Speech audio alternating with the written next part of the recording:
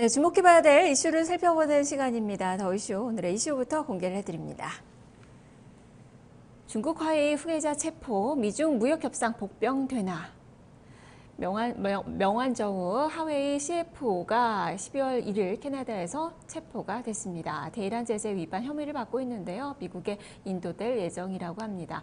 중국 정부는 심각한 인권 침해다라고 항의하면서 반발을 하고 있고요. 지금 영국의 통신사 BT는 안보 위협의 화웨이 장비 4G망에서 퇴출을 한 그 상황입니다. 자, 그리고 호주, 뉴질랜드 등 국가 안보를 이유로 이 중국산 장비 판매가 금지가 좀 잇따라서 되게 된 그 상황인데요.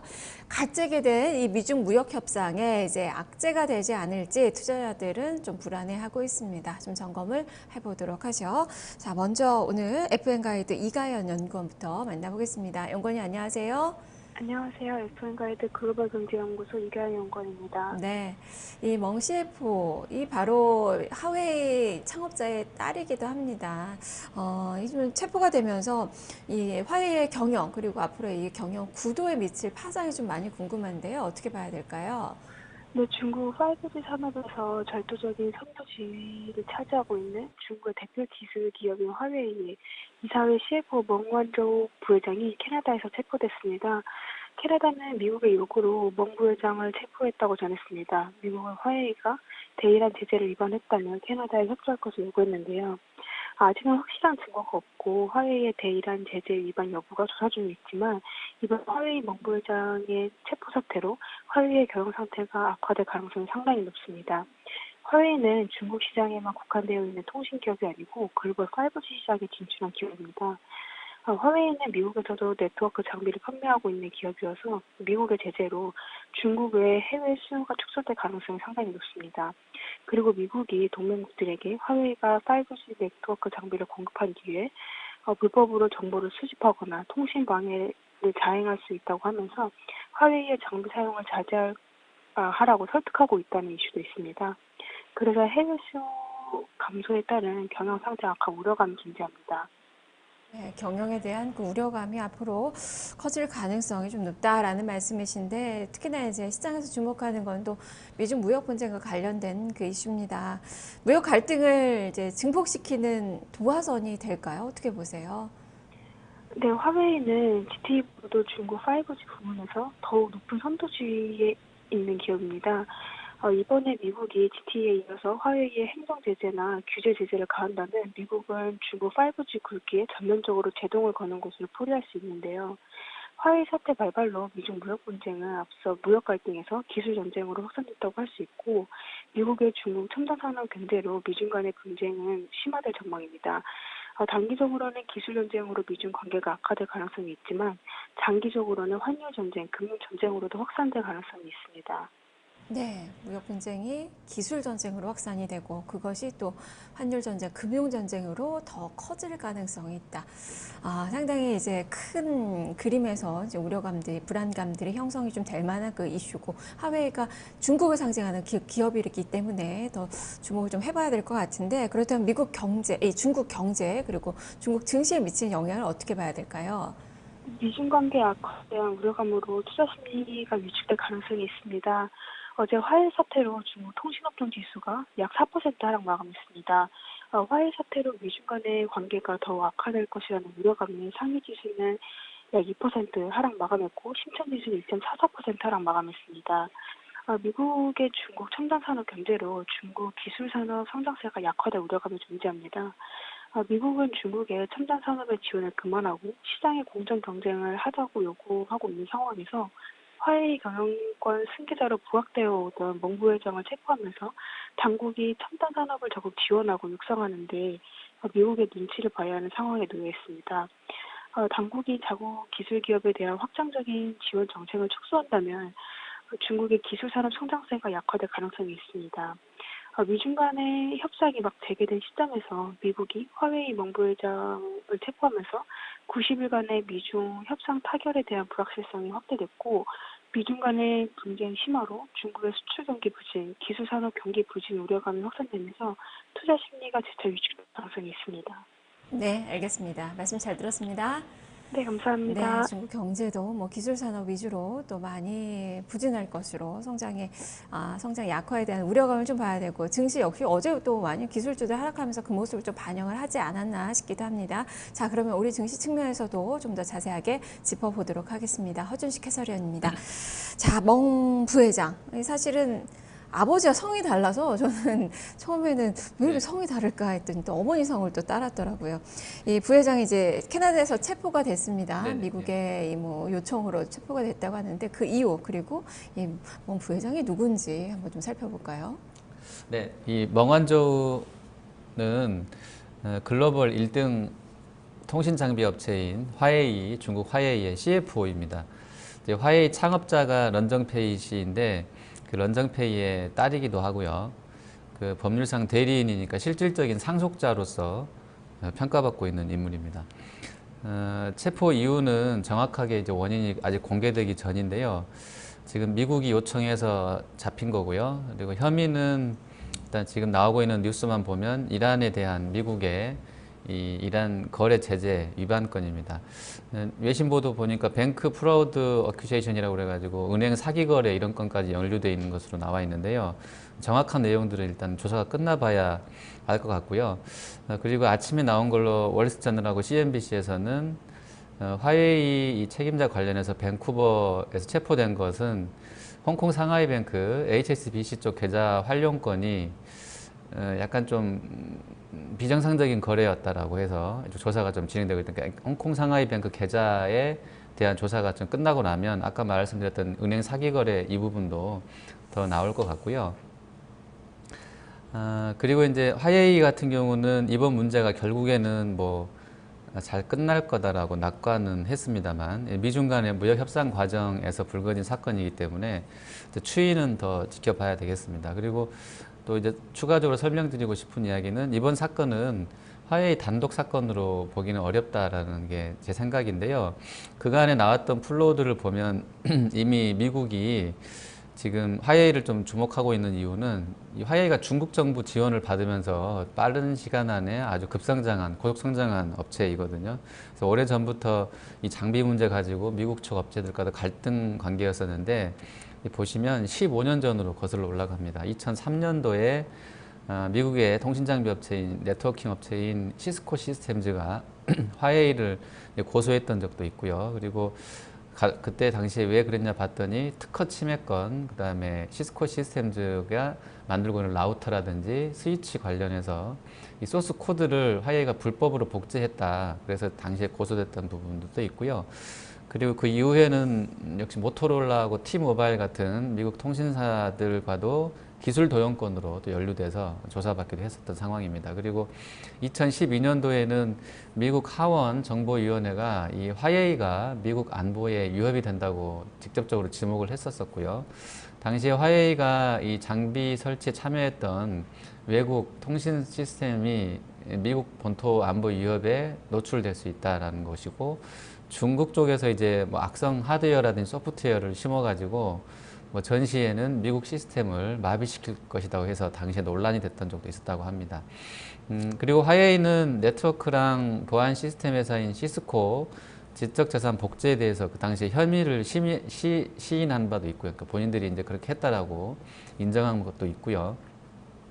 경쟁사인 노텔사 컴퓨터도 해킹해서 영업 기밀과 기술을 노출시켰다라는 것들이 다 화웨이 관련해서 나온 이야기들입니다. 대체로 보안 관련 이슈들이 꾸준히 제기되게 왔었고요. 그래서인지 뭐 일부 인터넷에서 나오고 있는 백과사전들을 보면 화웨이를 딱 쳐보면 화웨이를 설명하는 글에 정말 낯뜨거울 정도로 중국을 대표하는 기업이라고는 볼 수 없는 아주 원색적으로 비난하는 그런 표현들도 올라와 있습니다. 그리고 이제 브로드컴이 퀄컴을 인수를 하려고 할 때 브로드컴이 미국 업체인데 이제 본사가 싱가포르에 있다 보니까요. 트럼프 쪽에서는 미국 기관의 권고를 받아들였다고 하는데 어쨌든 당시에도 막았던 이유가 국가기관 보안 위험이 있다는 것이었고요.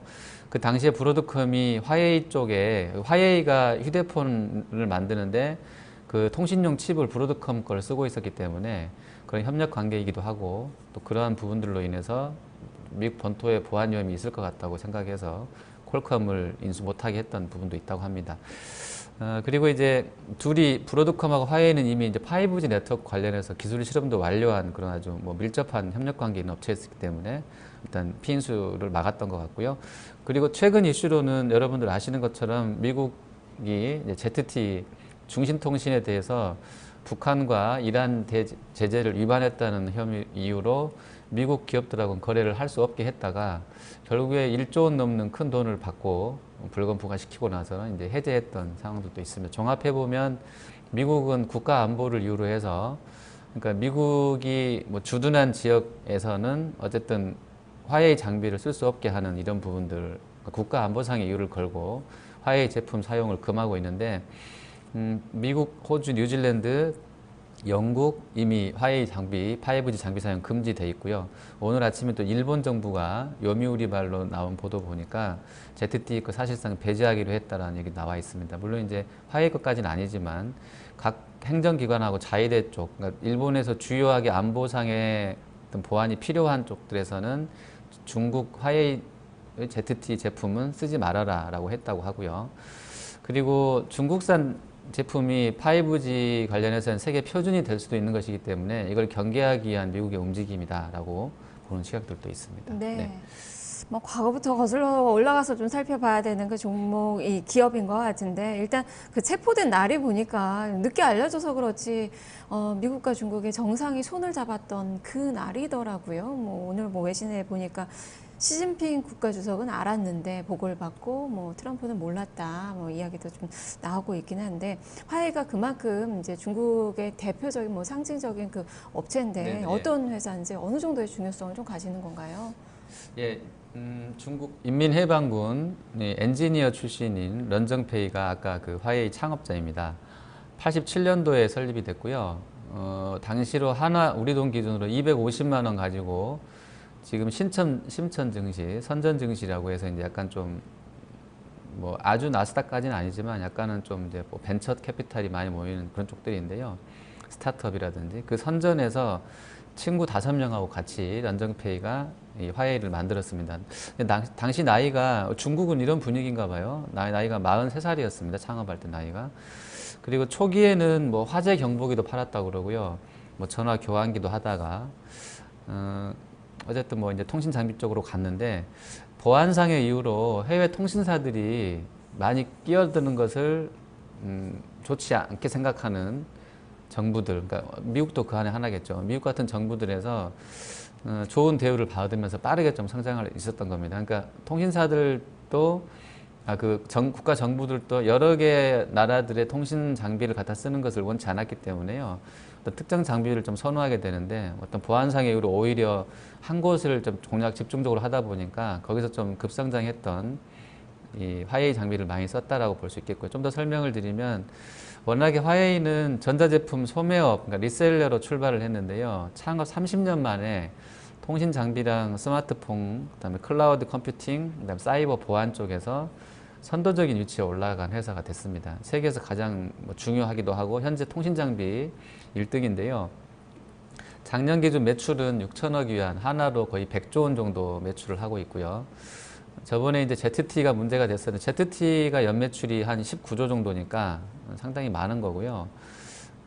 거기보다 한 5배 정도 더 하는 회사고요. 그다음에 노키아가 지금 연매출이 한 30조 정도 하거든요. 노키아보다 3배 더 하고 있고 시스코가 연매출이 한 55조 정도 하는데 시스코보다도 한 2배 정도 큰 회사다 이렇게 보시면 되겠습니다.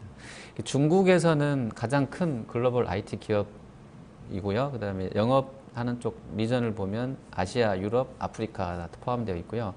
에릭슨이나 노키아가 워낙에 이제 좀 상위권들이었었고 MS가 유사했었는데 이쪽이 쇠퇴하면서 동시에 좀 빨리 컸던 회사가 화웨이다라고 보시면 되겠습니다. 5G 특허 관련해서는 필수적으로 필요한 특허 중에 한 10% 이상의 특허를 보유하고 있는 업체이기도 하고요. R&D에 돈을 많이 써서 작년에 R&D에만 거의 15조 원 썼습니다. 전체 매출의 한 15%를 여기에 투자를 하고 있고요. 2020년까지 5G 상용화 목표를 갖고 있는 회사이고요. 퀄컴에 대한 직접적인 위협이 되는 게 뭐냐면 화웨이가 자체적으로 이제 반도체까지 만든다는 설계를 한다는 건데요. 자회사 중에 하이실리콘이라고 있습니다. 그 하이실리콘이 만든 모바일 프로세서, 그러니까 퀄컴의 약간 스냅드래곤이라든지 삼성의 엑시노스 시리즈라고 거기에 유사하다고 보시면 되겠는데, 이 하이실리콘이 모바일 프로세서인 기린 시리즈를 만들고 있거든요. 이게 직접적으로는 글로벌 시장에서 퀄컴의 스냅드래곤하고 경쟁하고 있는 제품이다, 이렇게 보시면 되겠습니다. 네. 일단 뭐 중국이 지금 반발을 하고 있는 그 상황인데, 미국은 중국의 이 거센 반발을 어느 정도 예상을 했을 텐데도 이렇게 초강수를 두면서 신병 확보에 좀 나선 거예요. 이 멍 부회장을. 그 배경을 좀 어떻게 봐야 돼요? 네, 미국 역사를 보시면 미국이란 나라가 그런 부분을 중요하게 생각한 것 같습니다. 뭐 윤리적이고 도덕적인 이런 부분들. 물론 이제 본인들이 다 글로벌하게 그걸 지키고 사는지는 모르지만 아무튼 내부적으로는 그렇습니다. 그래서 세무조사도 한번 걸리면 뭐 절대 끝날 때까지는 한번 물리면 놓치지 않고 계속 추종을 해서 끝까지 추적을 해 잡아내기도 하고요. 그래서 이번 건도 아마 어떤 미국이라는 나라의 특수성도 약간 좀 반영이 되는 것 같아요. 그리고 아까 홍콩 상하이뱅크하고 화웨이가 뭐 약간 그 계좌 활용 관련해서 좀 불법적인 소지가 있기 때문에 특히 그런 거 되게 싫어하거든요, 미국은. 그래서 그것도 잡아내려고 하는 의도도 있는 것 같고요. 그리고 지금 캐나다 쪽에서 나온 얘기로 보면 약간은 이제 좀 조사는 끝나봐야 되겠지만 뭐 혐의가 전혀 없었던 것 같지는 않고요. 그리고 중국에서는 지금 반발을 하면서 본인들 중국 캐나다 주재 대사관 홈피에다가 법을 위반하지 않은 중국 국민을 체포했다라고 하면서 이제 강력한 이건 뭐 인권 침해 행위다라고 했다고 하는데 뭐 조사해 보면 되겠죠. 그리고 이제 통신 장비 같은 경우는 이제 국가 안보에도 중요하고요. 그리고 아까도 설명드렸지만 이 기술 관련해서는 이 5G 시장을 중국에 뺏기면 안 되겠다라는 의도도 있어서 초강수로 나가는 것 같고, 뭐 큰 흐름은 미국의 어떤 정서와도 맞닿아 있다, 이렇게 보셔야 될 것 같습니다. 네. 네. 트럼프 대통령이 얘기를 해보면 사실 트럼프 대통령은 지금 협상을 좀 잘 하려고 하면서도 한쪽에서 압박이 계속 됩니다. 지금 뭐 무역 대표도 보니까 강경파로 바꿨고 트위터에는 나는 관세맨이다라고 또 강조를 하고 있는 그 네네. 상황이기도 하고요. 네.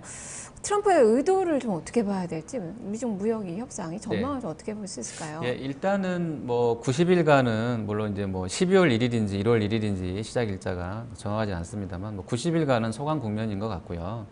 그리고 미중 무역 분쟁은 지금 나오는 분위기로는 둘 다 힘들어지는 거 원치 않으니까 실제로 경기도 뭐 좀 꺾인다고 그러고요. 뭐 양보할 수도 있을 것 같은데 뭐 모르죠. 그거 시나리오별로 좀 나와 있긴 한데 제 생각엔 결국에는 좀 미국의 승리로 끝나지 않겠냐 이렇게 보고 있는데 뭐 중국도 이제 그런 트럼프의 정치적인 어떤 입지라든지 어떤 노림수를 알고 있기 때문에 저렇게 이제 한 번에 지지는 않고 그냥 계속 양보하지는 않고 나오고 있는 것 같아요. 그래서 전체적으로는 시간을 좀 끌면서 갈 것 같긴 한데요. 어쨌든 큰 흐름에서는 뭐 그간의 어떤 분쟁 사례들을 봤을 때 미국 승리가 되지 않을까 이렇게 판단이 됩니다. 네, 트럼프의 협상의 방법이 아닐까 싶습니다. 자, 그러면 이제 증시에 어떻게 영향을 좀 미치게 될지 우리는 전략을 어떻게 세워볼까요? 네, 어제 이미 시장에 반영이 됐고요. 어제 좀 많이 밀렸었죠. 이 재료가 뭐 물론 시황을 분석하시는데 꼭 이 재료 하나 가지고 빠졌냐 하락했냐라고 반문하실 수도 있는데 뭐 제 생각은 그렇습니다. 어제는 이 재료가 좀 가장 컸던 재료인 것 같고요. 뭐 아니라고 하셔도 되는데 여러 가지 정황상 어제는 이 화웨이 이슈가 좀 크지 않았나 싶어서 여기에 좀 주목을 좀 해보고 있는데요. 일단은 어저께 중국 선전에서 ZTE가 선전이 한 2.5%가 밀렸거든요. 근데 ZTE도 한 5.6% 밀렸었고요. 뭐 오늘은 다행히 이제 좀 반등이 나옵니다. 그리고 니케이 같은 경우도 어제 많이 빠졌는데 특히 IT 섹터가 3.7% 밀렸고요. 대만도 많이 밀렸었는데 IT가 역시 3% 넘게 밀렸고 항생 같은 경우도 한 2, 3% 밀렸는데 IT 섹터는 한 6%나 급락이 나왔습니다. 그리고 한국으로 들어와 보시면 오늘도 이쪽이 썩 세지는 않은데요. 특히 화웨이 쪽에 직접적으로 이제 거래를 하고 있는 RFHIC라는 통신 장비 업체가 7% 어제 밀렸었고요. 뭐 아니라고 연구원이 좀 더 푸긴 했는데 뭐 주가는 좀 더 밀렸었죠. 그리고 LGU 플러스는 어제 1.1% 하락입니다. 5G 장비도 화웨이 거 쓰겠다고 해놓은 회사가 LGU 플러스이고요. 그리고 코스피 IT 업종은 어제 2.6% 급락했다고 오늘 좀 반등 나와 있습니다. 그리고 통신장비 업종 코스닥에서 보시면 3.54% 어제 급락했었고요. 중국 관련된 이슈다 보니까 뭐 제 판단입니다만 중국 관련 소비재들, 화장품, 유통, 면세주가 어제 시장 대비로 큰 폭으로 약세를 보였었고요. 어제 한국 증시 ADL 상승 하락 비율을 보면 하락 종목 수가 86% 비율로 많았었습니다. 최악의 심리가 좀 반영된 하루였다 이렇게 보고 있고요. 이후 스케줄은 지금 보석 심리가 금요일자로 12월 7일 날로 예상이 돼 있다고 하는데 한국법, 캐나다법을 제가 찾아보지는 못했습니다만 한국법에 따르면 보석 심리가 들어가서 보석 허브 결정나는 것이 허가가 결정나는 것이 보석 청구 받은 날도 7일 이내에 결정한다고 나와 있거든요. 법원 쪽에서. 근데 캐나다는 뭐 바로 반영하는지 아니면 심리에 들어가서 한 우리나라처럼 일주일 정도를 보고 나서 결정하는지 알 수 없습니다만 그 보석 심리 관련된 일정들 포함해서 그 캐나다 밴쿠버에 체포됐던 멍한조우 CFO의 흐름을 잘 보셔야 되겠고 통상 이슈는 전개 과정이 하루가 다르게 바뀌기 때문에요. 그 전개 과정도 적극적으로 좀 모니터링 하셔야 될 것 같습니다. 네, 알겠습니다. 말씀 잘 들었습니다. 예, 감사합니다. 네, 허준식 해설위원과 함께 미중 무역 분쟁과 관련된 그 하해 이슈 짚어봤습니다. 마케동 1부 여기서 마무리 짓고요. 잠시 후에 2부로 이어가겠습니다.